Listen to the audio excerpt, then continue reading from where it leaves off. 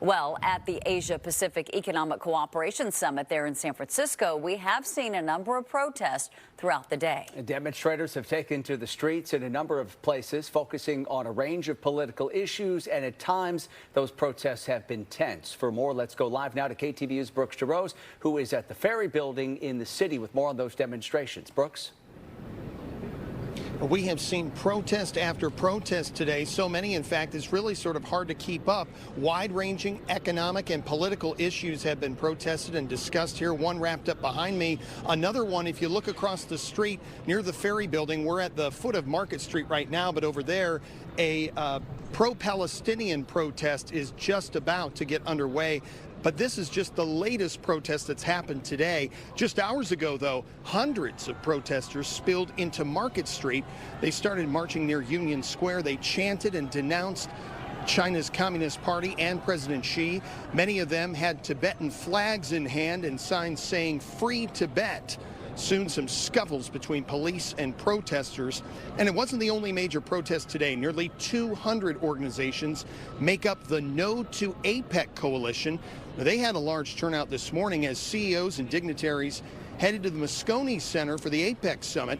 At the intersection of Mission Street and 5th Street, protesters blocked sidewalks and entrances. It delayed dozens, if not hundreds, of attendees from getting to the summit. There were some tense moments as police were called in. They were dressed in riot gear. A couple people were arrested for pushing, shoving, or not remaining peaceful. Some attendees did try to make their way through. Hope to have heard today.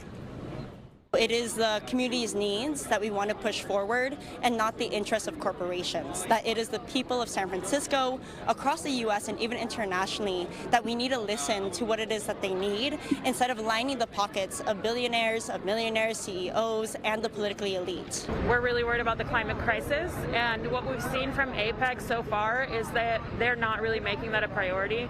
And the way in which they're using the term sustainability feels very much like greenwashing, because we're not actually seeing any plans to transition away from fossil fuels, which we know is the leading cause of climate change.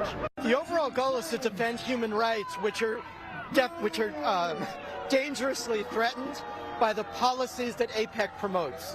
What APEC in practice does is reduce people's living standards and expose them to human rights violations. And to that end, dozens and dozens of Chinese Americans lined Market Street all day. They wanted to speak out against Chinese propaganda. They say for decades people have been persecuted, tortured, or imprisoned, and protesters hope their message of truth, compassion, and tolerance will be heard. More political demonstrations are planned throughout the week as the APEC summit continues. Guys? Yeah. And Brooks, we were talking about the fact that President Biden and President Xi will be attending events in San Francisco later on tonight. There is an expectation there are likely to be protests surrounding those events as well.